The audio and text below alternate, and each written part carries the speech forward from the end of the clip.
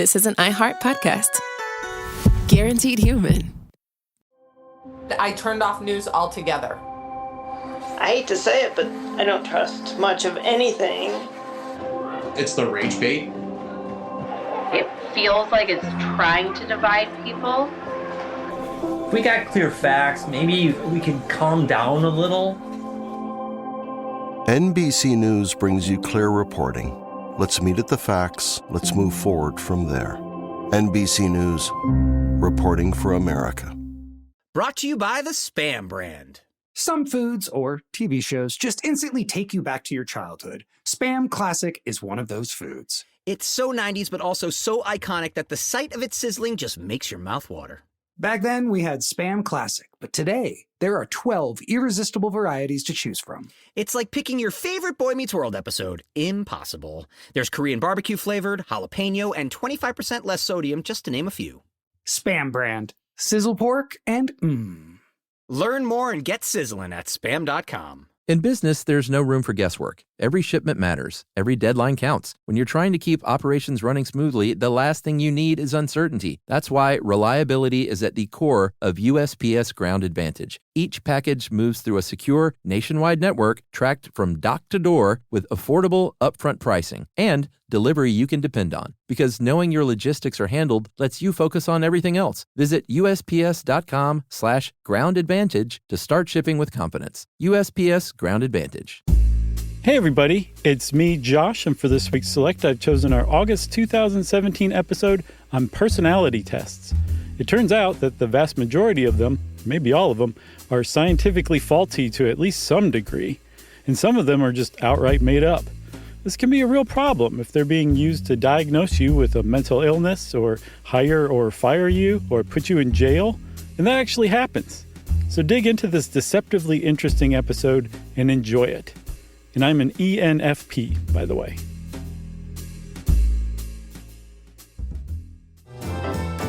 Welcome to Stuff You Should Know, a production of iHeartRadio.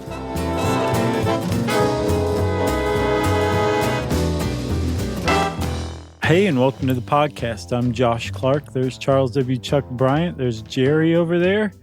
And this is Stuff You Should Know. Yeah, just a couple of ITJS's. I don't remember what I am. We've taken it before. How Stuff Works hosted it years back. Do you remember? Yeah, we had, like many companies do, as you'll see, we had, when we were under Discovery's tender wing, they paid for someone to come to our office and administer the Myers-Briggs personality test. At gunpoint. Yeah. I don't remember, but I'm pretty sure I was an ENFP. I don't remember what I was. I'll probably say like 3 different things as we go through this one. Like just looking at it again, I'm pretty sure I was an ENFP. Okay. P stands for Pisces. Right. Or pooper. Yeah. Let's see. Extroverted, intuitive. Okay. What does the F stand for? Feeling pooper. This is a spoiler. Yeah, feeling pooper. So what we're talking about, it sounds like we're saying strings of letters. They actually do make sense if you're familiar with what Chuck just said, the Myers-Briggs type inventory, which if you are in corporate America and have been a part of corporate America for more than probably 3 years, there's probably a pretty good likelihood that you've taken the Myers-Briggs type inventory. For sure. Like, it's really widespread. Yeah, people love it. I saw something like 13% of companies in America use it. It's a lot. Yeah, and was it 89 of the Fortune 100 use it? Right. And then I saw another stat. It was from 2001, though, so I'm not sure how current it is. Well, 16 years old. Right. But they said that I think British companies, somewhere between 10 and 40% of British companies use them. All right. So, I mean, who knows? It's a pretty wild guess, it sounds like. But I wonder if they have their own. It's, no. Same one? The Myers-Briggs test, they don't call it a test, as we'll see. Sure. But the test it's worldwide. It's translated into tons of different languages. It's the Myers-Briggs test, and there's tons of knockoffs. Oh, sure. There's tons of personality tests in general, which really is the larger umbrella that the Myers-Briggs test falls under, but it's probably the most famous of all time, at least as far as pop culture goes. Yeah, and we're going to hit on everything from Rorschach to the Myers-Briggs. Sure. But we're going to hit on them. But the MBTI definitely is more the focus of this one because of its ubiquity. Right, and because most people know it, and because it's one of the overlooked pastimes in the United States to take pot shots at the Myers-Briggs type inventory. Yeah, sure. It's fun. So categorizing one's personality is nothing new, and that's what these tests aim to do for various reasons, which we'll go over later. But going back, and this was a Grabster article, correct? That's right. So it's good. Yep. And Grabster was just at our show in Toronto. Yeah, he was. For the second time. He stood up and did that victory shake. Oh, did he do that? No, he didn't. Oh. I'm a big fan of that. That's old school. Oh, it is. It's a good way to go. It looks like you should be wearing those dolphin shorts and just having crossed the finish line and you're doing that. So yeah, it's nothing new trying to categorize personalities. Way back in the day, I know on our live grave robbing episode, we talked about the four humors. Right. And we talked about them before medical science was kind of a real thing. It was an early attempt. Yeah. They talked about the four fluids or the four humors: black bile, yellow bile, phlegm, and blood. And an imbalance in those will cause disease. But they were also, and this is something I didn't know, these are also linked to corresponding personality types too. Right, yeah. So the word melancholy in English, it's an adaptation of the Greek words, I believe, for black bile. There it is. And melancholy personalities were associated with an overabundance of black bile. And basically, you're melancholy. You're a depressed person, or you're very reserved or quiet. And for thousands of years, people thought, guy's got a lot of black bile. Yeah. That explains his personality. The other ones are pretty interesting too, like phlegmatic. Phlegmatic? I've seen phlegmatic. I've heard phlegmatic. Oh, really? I've seen it too. So when you cough something up, do you call it phlegm? Sometimes. Or just phleg? Depends. If it had a lot of extra chunks in it, it's phlegm. Oh, gosh. But phlegmatic, I say phlegmatic. Uh-huh. That's very laid back. Did you know that? Well, yeah, because I looked all these up. Oh, okay. Because sanguine is one of my favorite words. Yeah. And this is Hippocrates, by the way. He kind of further refined these concepts of the temperament. So melancholic, phlegmatic, sanguine, and what is it? Choleric. Yeah. Choleric. Yeah. Choleric. Choleric is irritable and short and terse and curt. Yeah. But the thing is, there's something weird here, right? If you are a thinking human being, yes, who is not in a vegetative state right now, correct. And for all we know at this point in medical science, maybe even if you are in a vegetative state, you're probably thinking, it doesn't seem like anyone I've ever met is just phlegmatic or just choleric or just sanguine. Yeah. Or just melancholy. Sometimes I'm all four of those things. Sometimes I go through those things all four in a day, depending on how weird the day is. Sometimes I go through all four of those within the course of one happy hour. Sure. Okay. Right.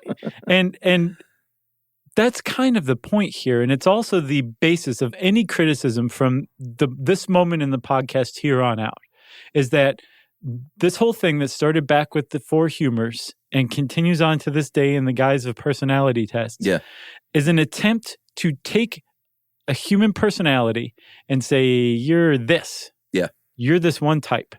You're this type. This is your type. Mm-hmm. This is what you're like, right? Yeah. And the human personality is just too complex, too squishy, too jelly-like to be boxed into one thing like that. Yeah. And we'll get into all the criticisms, but that definitely is the leading criticism that is, we'll save that. Okay. That was a tease. It was a good tease. It was a phlegmatic one. All these classifications, though, that we talk about now are or most of them at least, are derived, lay at the feet of one man, one Carl Jung. Yeah. Who wrote a book called Psychological Types. How do you say it, though, in German? I don't know. It's, where is it? Let me see. Oh, there it is. I can't even begin to do it.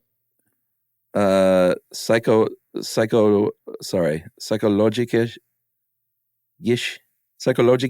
typen. That's not bad. It's so tiny. That was the problem because you. Oh yeah, I do 10-point. I don't like to waste paper. Well, you know me. You do like 16-point Times New Roman. I love paper, and I don't want to waste it, but I also have to do my job. Sure. Maybe I should go double-sided, but then my highlighter gets in the way. Oh yeah, it'd be a problem. Oh man, everything would be highlighted. You might as well just dip the whole page in yellow ink or something. Yeah, exactly. So anyway, Jung wrote that book, in 1921 in German and had it translated to English a couple of years later. Mm-hmm. And he created these 4 categories: sensation, intuition, thinking, and feeling. Right. So those were his 4 that kind of most of these modern tests are based on in some way or another. Yeah, and it's really almost impossible that I guess we could just save all of the criticisms for the end and just pile them on, but it's really tough to talk about this stuff and not like as you present one fact, talk about the problem with that fact as it relates to modern incarnation. What do you think we should do? Should we just save them like you say? Because I can bite my tongue. Yeah, let's save them. Okay. And then you can just I'm not even trying, I'm not going crop circle here. I'm just saying there's just a lot wrong with this. But even before Jung, who created the concept of the modern concept, I should say, of personality types, and he created the idea of introvert and extrovert, which say what you will about Jung, and a lot of psychologists have a lot to say about him. Yeah. Not necessarily the nicest things to say, but introversion and extroversion is so widely accepted inside and out of the field of psychology that, I mean, if that were his only contribution to the field, that's enough to engrave it on your tombstone for sure. Yeah, and each of those 4 psychological types he was talking about are modified by whether or not you're introverted or extroverted. Right. So they all kind of work together to box you in. That was that was the main thing, is how you approach life as an introvert or extrovert, and everything else is like kind of a subsection of that or something. Yeah, and one of the issues with this, and I don't think this is part of the criticism, but I was going to say I thought we were saving him. He was this was based on his ideas. It wasn't like he had all this research and all this data. He was a deep thinker, and he sat around and thought of these things. Right, exactly. And then he wrote entire books based on them. Yeah. But he's a very well-respected psychoanalyst, and he was part of the early movement for psychoanalysis with Freud. They were colleagues, although Jung was much younger. But they eventually said, I don't like you anymore, we're parting ways. But as psychoanalysis was really kind of establishing itself, and if you want to know more about that background and the origin of psychoanalysis, go listen to our How PR Works, the live show. Yeah. We talked a lot about that. But as this was going on, and it was starting to kind of dominate the field of psychology, there was a whole other movement, a parallel movement that said, you know what, we think all that's a little mushy. We like the idea of being able to quantify psychology. Yeah. And so even before Jung, there were guys like Alfred Binet, who was one of the indirect fathers of the intelligence test, the IQ test, a pair of researchers named Gray and Wheelwright, and plenty of others who wanted to say, no. You can study psychology. You can study things like the human personality, and you can typify them. You can add numbers. You can quantify this stuff. And in doing so, we will prove psychology as a science as well. So this whole movement to typify people and put them into convenient, almost numerical categories came out of this urgent need to establish a scientific basis for psychology. Yeah, and Jung, he kind of laid the table for this, and many years later, although not that many, there was a woman named Catherine Cook Briggs and she was working on this with her daughter, one Isabel Briggs Myers. I think you see where this is going. I do. This is post-World War II when women were kind of, for the first time, really going into the workforce in full and en masse. And so they thought, well, maybe we can put together some personality types to find out what kind of jobs these women might be suited for, what types of jobs they might enjoy. Right. So they started working together on this. And as legend has it, the mom, Catherine Briggs, Cook Briggs, she was doing her thing and then saw Jung's works and said, I got to start over. This is the stuff. She had already been working on a personality test. Yeah. But apparently, according to the legend, threw her work into the fire. Yeah. Said, I'm starting from scratch. It's a little dramatic. She was a voracious reader, especially of the new psychology books that were coming out of Europe, right? She didn't read Jung? She did. Well, eventually, but yeah, and then seems like it kind of came along later. Well, so yeah, there's kind of a weird discrepancy in the history, and I don't know if it's just it hasn't been covered right or if there is a weird discrepancy, but supposedly she initiated it, and so it would have been contemporary or shortly after Jung's psychology or personality types was translated into English in 1923. Mm-hmm. So, but it was her daughter Isabel who really took it and ran with it because of World War II and the need for women in the workplace. Correct. So they, kind of kept some of Jung's stuff, built on that. They kind of stripped some of it away, most notably a lot of the unconscious stuff. They might have thought that was a little too weird for, the modern American workforce. Yeah. So what they ended up coming up with was the MBTI, Myers-Briggs Type Indicator. Right. Very famously. Yeah, and they had a publishing arrangement with one group. I can't remember what they were called, but they thought it didn't do very well. And then in 1975, they went with another publisher, CPP, and they're the current publishers of the Myers-Briggs Type Indicator. And since then, that's when its ubiquity just really spread, was starting in the 70s. And now it's basically married to corporate America. Should we take a break? Sure. And go get married to corporate America? Yeah. As if we aren't already. All right, we'll come back and we'll talk a little bit about personality tests in general and then focus in a little more on the MBTI. Stuff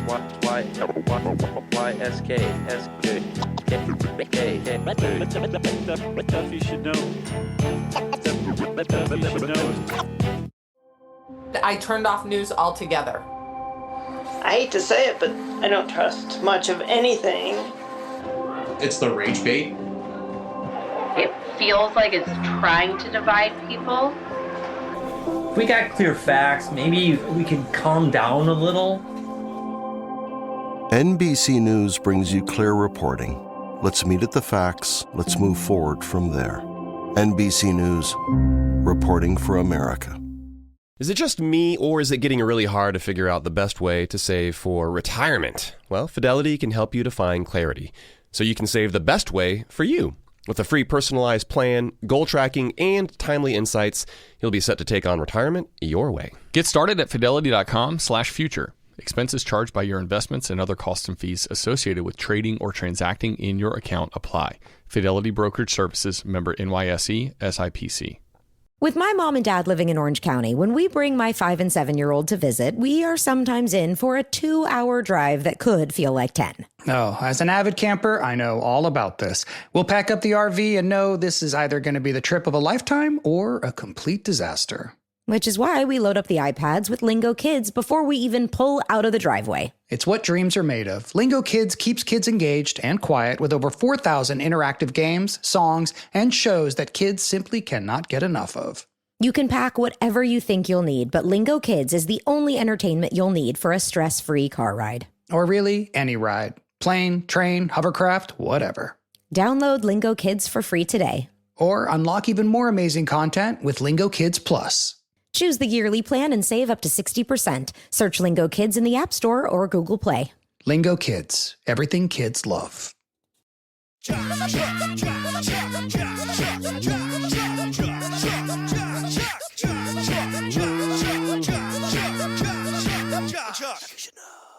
All right. So personality tests is just, there are many, many ways you can get evaluated psychologically by a professional. This is just one way. And you can get your head measured with calipers. Back in the day, they did that, right? They can give you a bunch of drugs and see what you do. There's a lot of ways. But these tests generally, as Grabster points out, falls into a couple of types, projective and objective. Projective tests are things like the Rorschach test, where you're shown something, some kind of stimulus, and it's open to interpretation, and you tell them what you think about it, and someone sits back very quietly and taps on a pad of paper and makes an evaluation. Very interesting. And then objective are more like these personality tests. They're standardized assessments that people use. And while it's subjective what you put down, they are then evaluated again by a professional. Right. But ultimately, that objective name is a bit of a misnomer because on the end of it, it's still interpreted by a person. Yeah. Which is therefore makes it subjective. Right. And which, depending on who you ask, is the fatal flaw of all personality tests. It should be the good songs from the 70s had a little parenthetical at the end of the title. Right. It should just say subjective also. Right. In parentheses. Baby. So the big five are, and this is, the big five, I get the feeling, are the psychological tests that legit psychologists are more in favor of over something like the MBTI. Is that right? Yeah, it's not just, there's tests to suss out the big five. The big five are the personality types that the field of psychology has come up with. But the tests that utilize that, right, they kind of think are more legit than the MBTI. Yeah, there's not a psychologist alive who uses the MBTI in their regular practice. Oh, I bet there are. Not that are speaking up. I guarantee you there's someone out there. Yeah. Sure. He's a freewheeling type. Or she. So the big five are extroversion, agreeableness, openness to experience, conscientiousness, and neuroticism. Right. Sounds like it could be like a dating site thing that you fill out. It's funny. Every time I see or hear the word neuroticism, a bell goes off in my head. Like ding. Just a silent bell? Yeah. Oh, I don't know what that means. I don't either, but it draws my attention to it. So some of these tests, it depends on what it is. They might not all call them by those exact words, but they're generally using, they call them, like I said, the big five.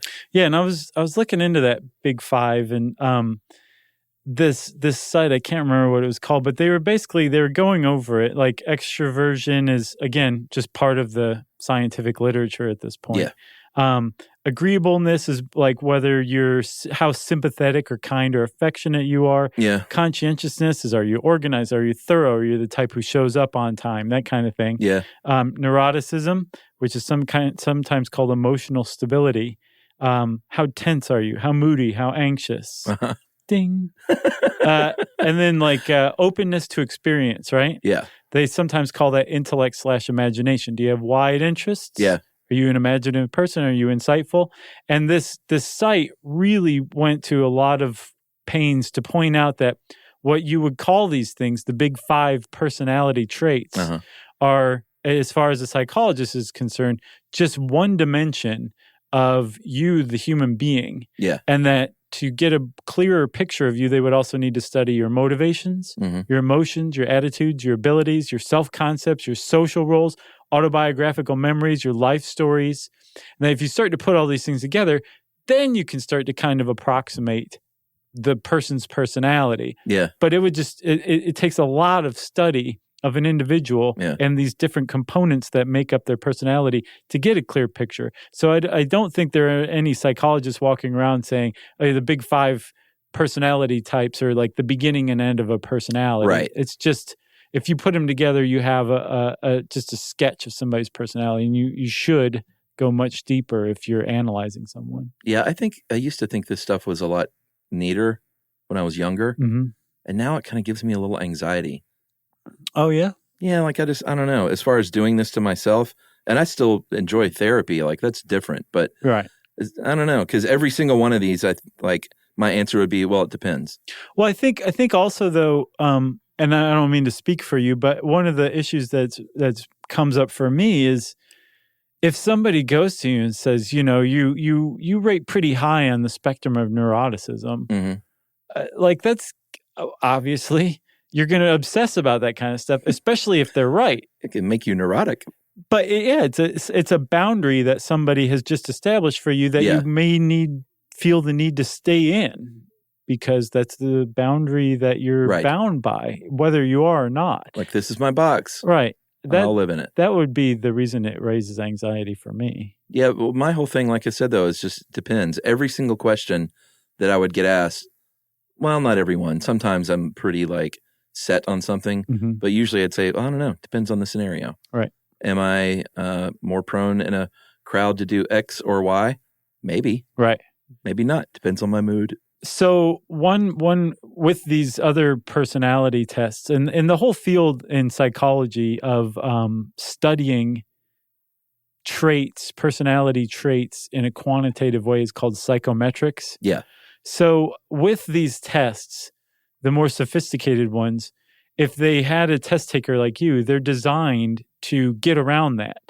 So they're going to ask a bunch of different questions about the same thing, but in different ways, coming from different directions, so that eventually, if you put all of them together and run them through a statistical analysis, they're actually going to come up with your genuine answer, which is kind of one way or another. Right. The other way that they get around this, that kind of hemming and hawing, I guess, is by placing it on a spectrum. Yeah. You're not being lumped into one category or another. It's here's one end of the spectrum, here's the other end of the spectrum, and based on your answers, you fall somewhere around the middle, like almost everybody does. Right. If you look at psychometric tests, a legitimate psychometric test is going to basically look like a bell curve. Yeah. Where most people are going to be distributed toward the middle. Yeah. I think that's why it gives me anxiety. It's like, what's the point? Don't box me in. It's a great question. Well, I think the second half of this is a lot of what's the point. Yeah.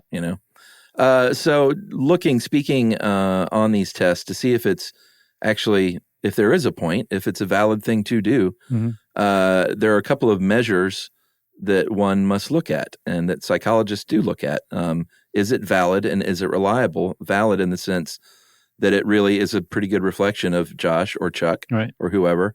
And is it reliable? So if we take this test tomorrow or a different test that's just, maybe different questions, will it reproduce the same result? Right. And that's a big deal. Like if you're talking science and you're trying to have a foundation that says, no, this is science.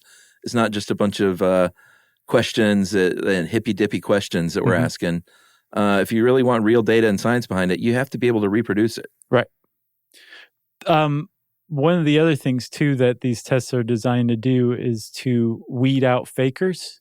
Right. We'll talk a lot more about the Minnesota multiphasic personality inventory, which is one of the big ones. Yes. Probably the most taken personality test in the world. Yeah. And it has a lot of built-in mechanisms and apparently is really good at detecting people who are faking. They're faking a mental illness, or who are trying to pretend that they aren't suffering from a mental illness. Yeah. It's really good at detecting that because it's so exhaustive and using statistical analysis. If somebody is skewed really far one way or skewed really far the other, they're just immediately exposed as gaming the test as best they can. Yeah, and one way they do that, which is in its own way, its own little psychology experiment at least, is by telling you, if we have ways, right? Like you will be rooted out and we will know. Exactly. So they tell people that beforehand. So you're more inclined to just be like, all right, well, screw it. I'll tell the truth. Right. Especially when they're sitting there like clearing the air out of a syringe. That's creepy. It is. All right. So let's get back to CPP and the MBTI, the Consulting Psychologists Press. Right. And the Myers-Briggs, we'll just keep calling it a test, even though they say it's not a test. It's a type inventory. Yeah. So we'll just go ahead and break down the deal here. There are the object is to sort you into one of 16 different types, personality types, based on which side of 4 pairs or dichotomies that you're going to fall on. And those are, at the very base, you're either introverted or extroverted, like we said, E or I. Yeah. Sensing or intuition, S and N. And these words, they sound a little confusing. Like, what the heck does a sensing person mean? Yeah. It means you like the big data and empirical data and a lot of information. Right. Whereas intuition is like you just go with your gut. That's how you prefer to be. Correct. Right. The next we have thinking and feeling. Thinking being more focused on logic. Did I say logic with a T? Sure. And objectivity. And then if you're feeling, you're going to be more interested in relationships and harmony among your group. Those two are pretty straightforward. Yeah, I think so. And then lastly, there's judging and perceiving. Those are that's a dichotomy. Judging is where you prefer schedules, you prefer decisiveness. That's how you kind of approach life. Yeah. And perceiving is where you're just kind of like, whatever. Yeah, I'm not too worried about it. Yeah. That's almost kind of like the difference between the type A and type B personalities, which, by the way, was made up by a pair of cardiologists. Oh, really? Whose work was later secretly funded by the tobacco industry, who were looking for anything to explain heart attacks besides smoking. Uh-huh. So they funded type A and type B personality research for years. Interesting. Yeah, it really is. There's a just as an aside, there's a really interesting Pricenomics article on type A and type B. Yeah, just look it up. I don't remember the name. All right. So when you sit down to take one of these not tests with a series of questions that you answer, I think they call them instruments, by the way. Do they really? Psychometric instruments, which are basically a series of questions on a piece of paper. Yeah, it sounds like a test. They will say things like, Ed has some good examples here. When you go on a trip, do you want everything planned out in advance, or would you rather just take each day as it comes and do whatever you feel like? Pretty straightforward kind of stuff. Right. And then they also have things like word pairs, just to see literally what word you like better. Like compassion, foresight. Like, which word do you like better? Carrots or fruit? Fruit. Fruit, yeah. It's just prettier. It is. So I'm looking back here. I just want to say, so I think... You trying to figure out what you were? Yeah, I think ENFP maybe. I think. That's what I was. We weren't the same thing. I don't remember. Yumi and I got the same thing. She found an old email, but she forgot to tell me what we were. Oh, really? I don't know. Problem is, would we still be the same today? Yeah, and I think if I'm not mistaken, didn't we have this up on a big board in the office for a while? I think so, yeah. That seems like Jerry's nodding. That seems like a breach of protocol. Sure. Like privacy. Yeah. Well, again, being forced at gunpoint to do it was just from the start. I remember it was kind of fun. I had a fun day. Oh, we'll talk about that as well. So it's going to cost you, if you just do this as a single individual, not married, but just a person, about $50. Although they should charge more if you're married. It's a more complex test. About $50 if you want an hour of feedback. That'll cost you an extra $100. And if you want a career report all typed up, that'll be $16.95. Yeah.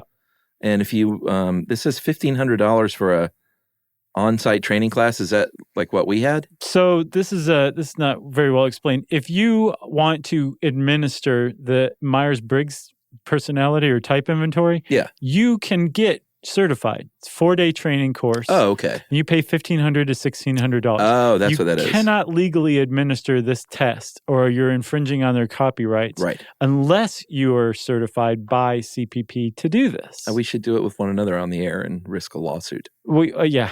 Well, you probably got a suit already with that one question you asked out loud. Which one? Oh, just the one? Yeah. When you go on a trip, do you want everything planned out in advance? I just made that up.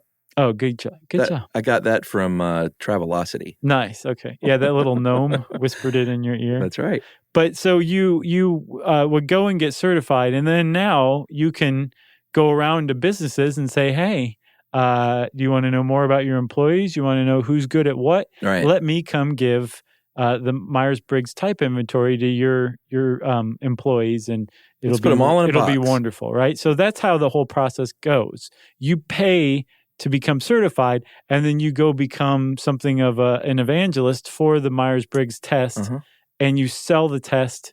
You basically become a salesman as well. It's a very interesting dynamic that they have going. That is. It's a good word, dynamic. They want to point out that the person taking the test is the expert. And they also use this metaphor of handedness, which I didn't fully understand. They say things like, it feels more comfortable to sign your name with your dominant hand, but technically you can sign with your non-dominant hand if you need to. Right. I'm not sure what they're trying to prove there. They're trying to say that despite the MBTI pigeonholing you fully in one category or another rather than on a spectrum, they're saying that category that it's pigeonholing you into is actually just your preference. It's not you specifically. It's just your predisposition. You tend to be an extrovert, but of course everybody likes their own personal alone time. So yeah, you're going to be an introvert once in a while, but you're an extrovert more than other times. Yeah, because I can't sign my name with my left hand. I didn't like that analogy because it literally, I can barely hold a pen with my left hand. I'm seeing you're doing it right now. Wow, that was pretty bad. If I tried to do it, it would look like a 3-year-old with arthritis has tried to like scribble it out. Mine looks like unum. Unum? UDM. Udum? Yeah, udum. It's my signature with my left hand. And they do try and point out, like you said, that it's interesting because they box you in, but at the same time, they're saying, but, like you said, it's just predisposition. Don't really think of it about you being this type of person, even though you are an ENFP. Right. Like you said, it was earlier, it was almost numbered. I mean, it is. It's lettered. Right. It's just a different way of quantifying it. Yeah. But without numbers. All right, you want to take a break and then come back and maybe do a little criticism? Yeah. Okay. Stuff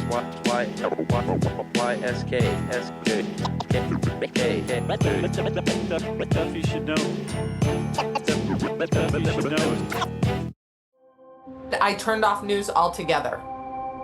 I hate to say it, but I don't trust much of anything. It's the rage bait.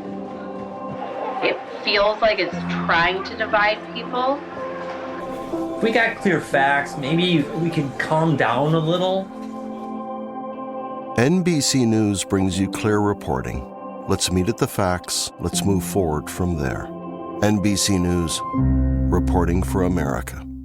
Is it just me, or is it getting really hard to figure out the best way to save for retirement? Well, Fidelity can help you to find clarity, so you can save the best way for you.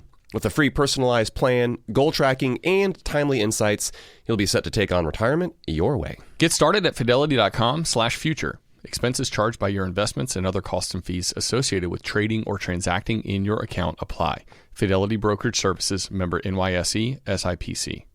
With my mom and dad living in Orange County, when we bring my 5 and 7-year-old to visit, we are sometimes in for a 2-hour drive that could feel like 10. Oh, as an avid camper, I know all about this. We'll pack up the RV and know this is either going to be the trip of a lifetime or a complete disaster. Which is why we load up the iPads with Lingo Kids before we even pull out of the driveway. It's what dreams are made of. Lingo Kids keeps kids engaged and quiet with over 4,000 interactive games, songs, and shows that kids simply cannot get enough of.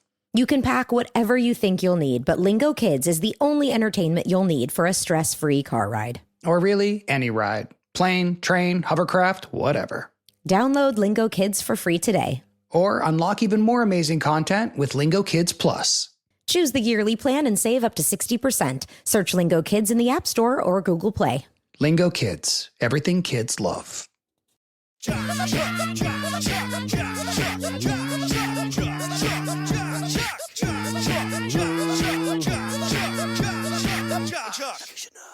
All right, Chuck. Like I said, it's kind of a pastime in the United States to tee off on the Myers-Briggs type inventory. Yeah, this is not us here. This is no, this is us talking about other people teeing off on it.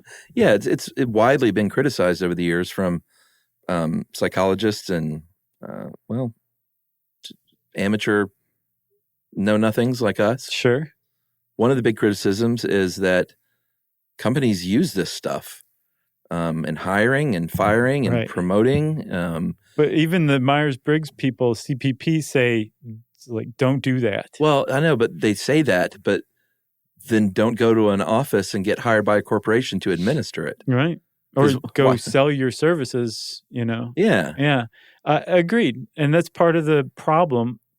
To me, that is more the corporation's fault. Mm-hmm. Well, sure. Like if you have an HR person who's like diehard believer in the MBTI and will hire or fire somebody based on their MBTI type, fire that person. Yeah. Because you have a real dum-dum on your hands. They're a DD. And they should not be responsible for people's livelihoods. Yeah. Even, I don't think they would put it quite in those terms, but even the Myers-Briggs people say, like, you shouldn't use this for hiring or firing.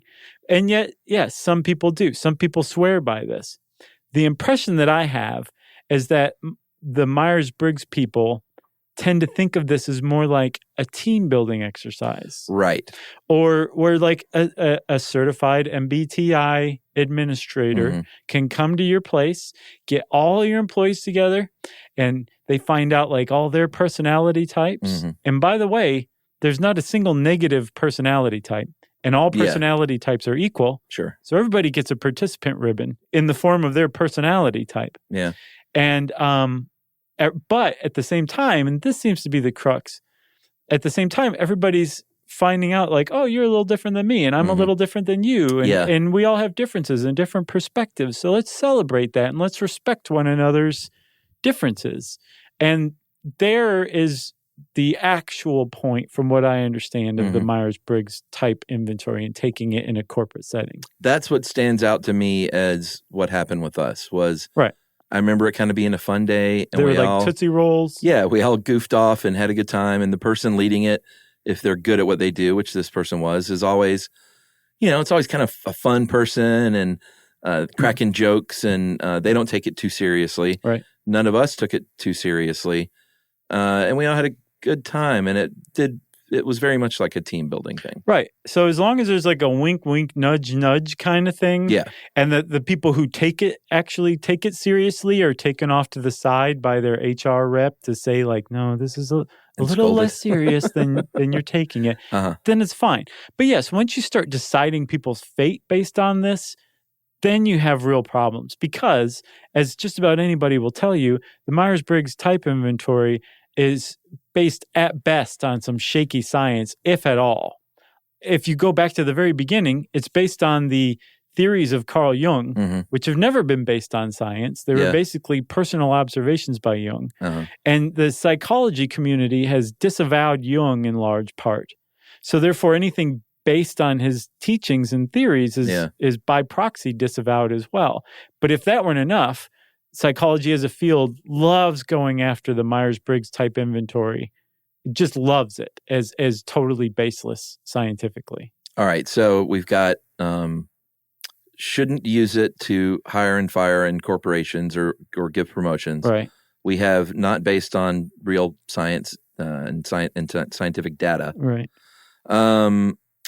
These four dichotomies are problematic in and of themselves because everyone is on a spectrum. You can't say like, you answered these 10 questions, so you're either this or you're that. Right. And when one of the rebuttals, because I think Ed interviewed someone from CPP, right? Yeah. One of the rebuttals about being a non-repeatable experiment of sorts is like, hey, yesterday I was an ENFP and today I'm this. They'll say, well, you know what? If you had different answers, that means you were sort of on the cusp, right there in that center line on some of these questions, and you might have just leapt over to that other side, which means you're basically kind of down the center. yet they don't have a categorization for down the center. Yeah, because depending on, as Ed puts it, you could answer all 24 questions on the feeling side. Yeah. And you're going to get the same result as somebody who answered 11 questions for thinking and 13 questions for feeling. Right. Same thing. You're still both in F in that respect. And I saw elsewhere it put like if the Myers-Briggs test measured height, you would either be tall or short. Yeah. You could say, well, actually, I'm right there in the middle. And they'd be like, well, that's short. Right. Or for you, it's short. For the guy who is the same exact height, they're tall. Right. And trust me, nobody that's 5'10" likes to be considered short. Right. I can say that from experience. Because you're not. You're average. I'm average. Right. I so like being average. The fact that there isn't a spectrum is one thing that really makes it in stark contrast of other much more widely accepted psychometric instruments. For sure. It also points out, too, the Grabster, that the construction of the instrument itself is problematic because, one, like we talked about, it's self-reporting. Anytime you're self-reporting, there's going to be some weird bias in there. Sure. Just almost impossible to avoid 100%. That's right. And the other one is that he says a couple of these dichotomies are entangled, which I never really thought about that, but that's a pretty good point. Yeah. So judging perceiving scale are correlated with answers on the sensing intuition scale. And if you like, those should be separated out for sure. For sure. I don't know why they don't. I don't either. You know? Because they've really put a lot of work into this. Yeah. I mean, it's not baked in stone from the 1940s and 50s and 60s, is it? No, it's not. And even while they were creating, it was an ongoing, exhaustive process that Mrs. Briggs and Mrs. Myers engaged in. Yeah, we don't want to they spent decades on this. Yes. It wasn't like something they threw together. No, the problem is they did it backwards. They came up with the personality types and then set about creating the test that would detect these personality types rather than going out and testing people, seeing what personality types emerged, and then figuring out a test to find that in other people. They did it backwards. That's a good point. It was based on Jung, but it was not for lack of trying. Like, as a matter of fact, one of the first things they did after they started to really establish the test was they managed to administer it to like 5,000 George Washington University medical students. And they took those results and tracked the students to see what fields of medicine they went in. They like really worked on this. I read an article in the Washington Post where I think Isabel Myers' son remembers their vacations were basically like fact-finding missions all around the country. Like they would go administer tests. Like everything was about this test, and they worked on it for decades. So yeah, the problem is it's just not based on science. They didn't follow the scientific method. Yeah. So science kind of poo-poos the MBTI. But wait, get back here, because a lot of these criticisms fall just as easily on every other psychometric test around. Well, yeah, and that's one of the things that I can't remember who was interviewed in here, but in one of those other articles you sent, one of the Myers, or I don't know if it was, or maybe it was a Rorschach defender, right? Said, like everyone, it was Rorschach. Like everyone's always picking on Rorschach, right? When all of these psychological tests are, subject to criticism. They are. I think it's really easy for to tee off on Rorschach as well, because, I mean, we're talking ink blots, man. It is the epitome of subjective self-reporting. You're saying, let's see, in this one, I see mom's boobs. Mom's boobs in that one, too. This one is dad's boobs. Right, exactly. So, and then from that, it was strictly up to initially Rorschach, who I think came up with this test in 1915, 1917. What's his name? Herman? I think so. He's a Swiss psychiatrist. Herman Rorschach. It was initially up to him and then later on his followers to interpret this, which is basically like interpreting dreams. Yeah. And so subjective. Totally subjective from beginning to end. And then in, I think, 1975, a guy at Bowling Green State University, which is right outside of Toledo, came up with this a really exhaustive interpretive test that sought to quantify Rorschach answers. Yeah, John Exner. Yeah. And it was a test called the Comprehensive System, 140 components.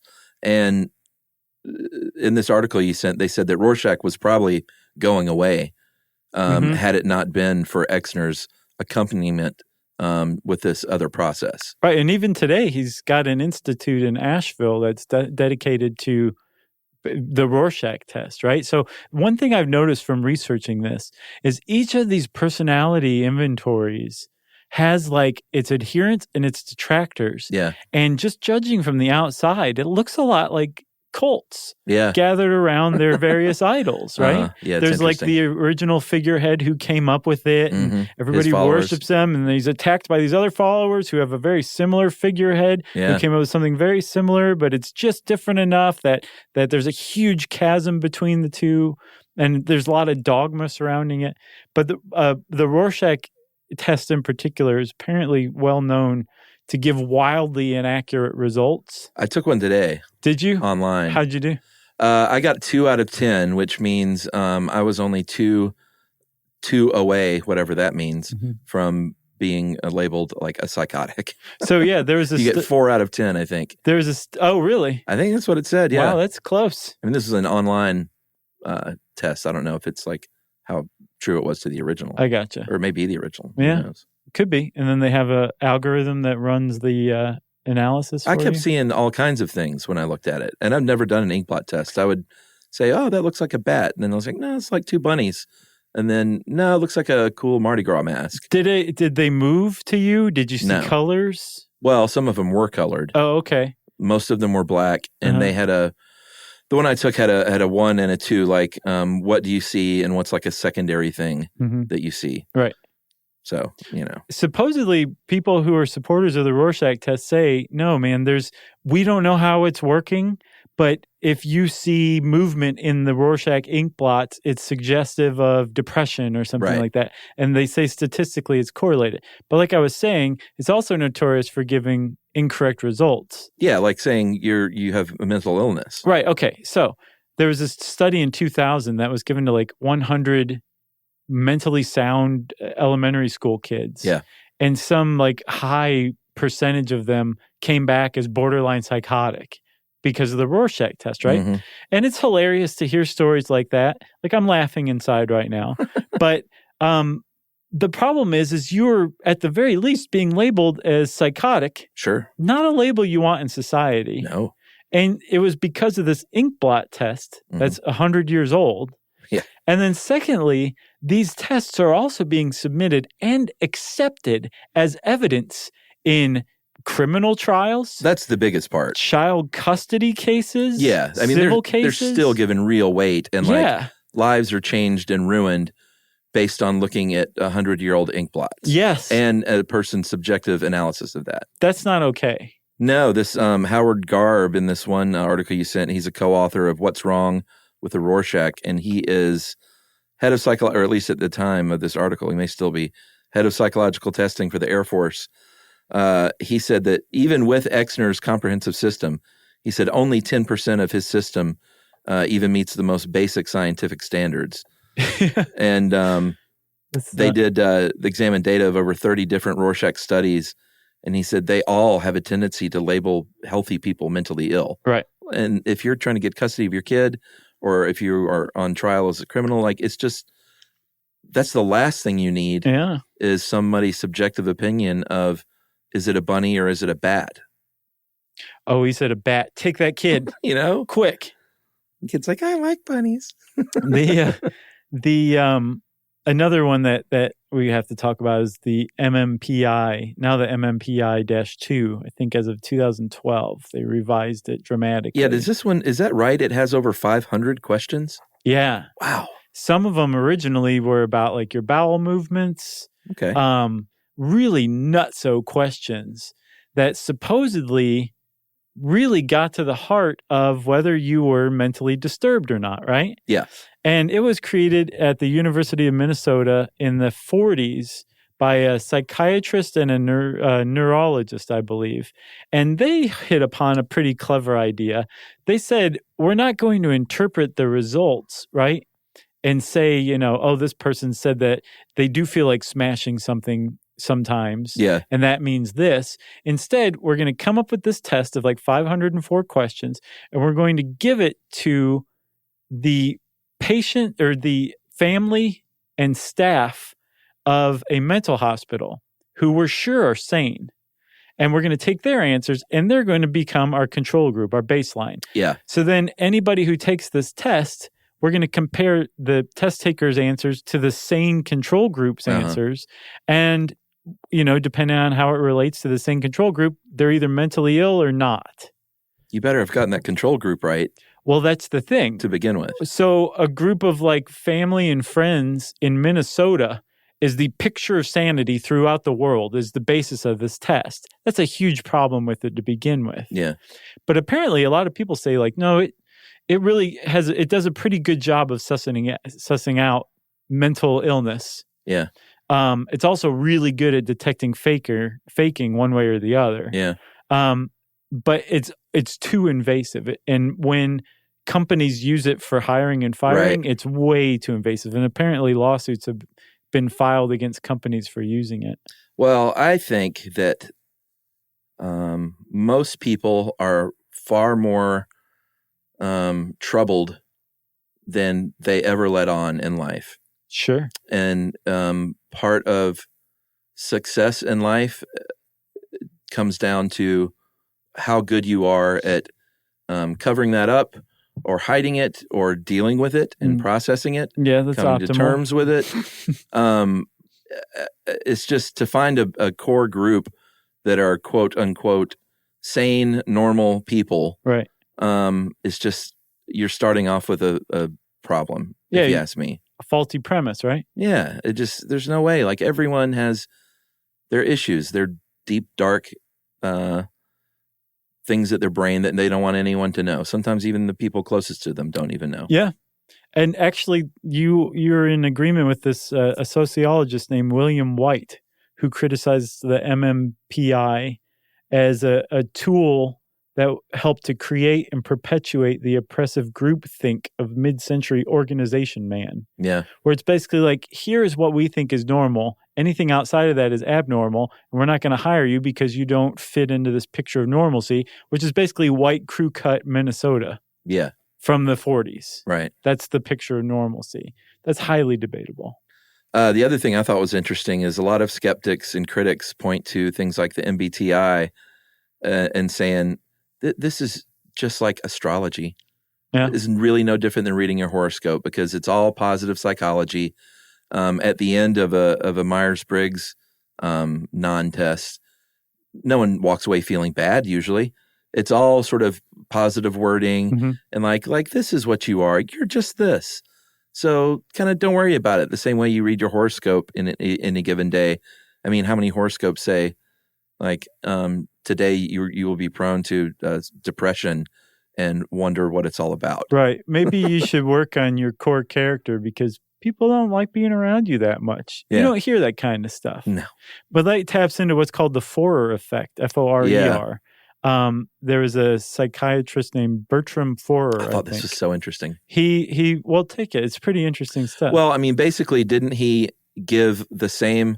He had people take these tests and then gave all of the people the exact same assessment. Right.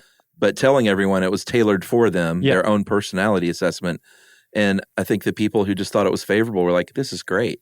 Well, it was favorable. He actually culled it from daily horoscopes. Well, yeah, but what were they responding positively to? Well, whether or not they wanted to feel that way about themselves? No, it was a positive assessment. There was nothing negative in there. Right. So it was all positive stuff, like you have a lot of unused potential, that kind of stuff. Stuff people wanted to identify with, right? So the more flattering it was, the more likely the people were to say this is an accurate assessment of me. Oh, okay. So despite the fact that it was the same one given to the entire class, he took their answers and threw them out and said, here's your assessment. It was the same one for everybody. That's about right. It got like an 85% accuracy from the class as a whole. Well, that's what I wondered. It was about the 15%. Were those people just super honest? Maybe. And like, no, this really... No, people actually don't like being around me. I'm using all of my potential and they still don't like me. Yeah, that's what I couldn't figure out. But I guess that makes sense. There are people out there that are... I think I would be one of those that would be like, this isn't right. Yeah. I'm not like that. Sure. You got anything else? I think not. This is a good one. We've been wanting to do this for a while. Yeah. This is a special request by me. And others. If you want to know more about personality tests, well, you can go take them online. They're kind of huge right now. Find out what kind of hobbit you are. I don't know. What box do you live in? Yeah. And in the meantime, you can type personality tests in the search bar at howstuffworks.com. And since I said that, it's time for listener mail. The only thing that should live in a box is temporary housing for a pet frog. That's not bad. Or the stuff you find in a tree hole that Boo Radley left for you. Yeah, that can live in the box. Mm-hmm. Hey guys, feel compelled to write you today to tell you how grateful I am for your show and praise your good work. Recently became a listener and I'm working my way through the entire archive. I think a lot of folks might be able to relate to this. Until recently, I found it really hard to relax and suffer with anxiety. 2 months ago, I read an article basically pointing out how our obsession with being productive and associated guilt is a modern phenomenon. I think that for sure, Yep. Although I had heard this before, something really clicked in my head. So I decided to abandon guilt and embrace relaxation, taking control of my own stress levels. You guys have been a big part of this. I have taken the time to slowly potter around my flat, go for walks while listening and learning to your fascinating podcast, and they've lifted my mood. I feel mentally healthier than I ever have before. Nice. Although the content of what you discuss might not always be positive, the way in which you explain them and your own views personally revive my hope in humanity. That is ridiculously flattering. Isn't that nice? Yeah. I guess I should also mention that a big part of my tackling anxiety levels has been to abandon watching television. And fistfuls of psychotropic drugs. I would be really interested to know if there's been any research conducted into the effect TV has upon our lives. Oh, I'm sure there has been. Sure. I haven't owned a TV for many years, but my partner has since subscribed to an online provider.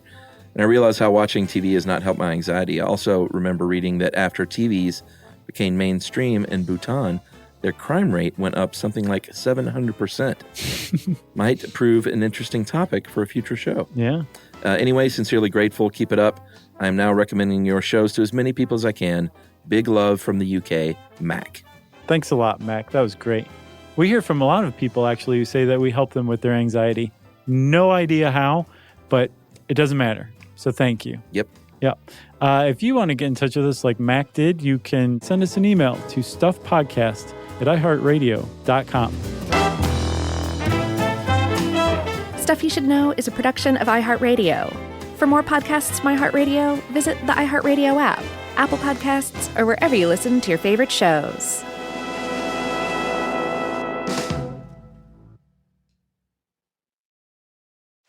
Grainger knows when you're a procurement manager for an office park, you're not managing one building, you're managing all of them. And to stay ahead, you need to see through walls and around corners.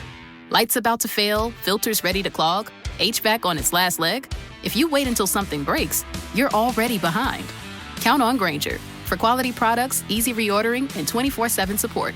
Call 1-800-GRAINGER, click Grainger.com, or just stop by. Grainger, for the ones who get it done. T-Mobile has the best plan on the best network. Just ask Kevin Bacon. Today, business happens virtually everywhere. That's why you need Supermobile from T-Mobile. The best plan on the best network, letting you run your business from your phone like never before. In moments of high demand, T-Mobile's network adapts to put your business connection first. Discover more at supermobile.com.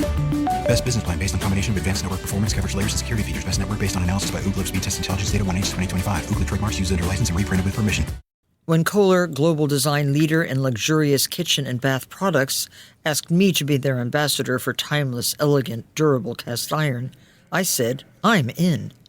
Soon after, I was in their Kohler, Wisconsin foundry, watching molten iron poured, enamel applied by hand, and the beautiful finished pieces ready to ship. Since 1883, Kohler cast iron has been crafted by incredible artisans, and seeing it firsthand gave me a whole new appreciation for their craftsmanship. Now, I'm proud to lend my stamp of approval to my favorite Kohler cast iron products for their durability, beauty, and enduring style. Shop my curated picks at Kohler.com. As the Kohler cast iron ambassador, I say, long live cast iron. This is an iHeart podcast. Guaranteed Human.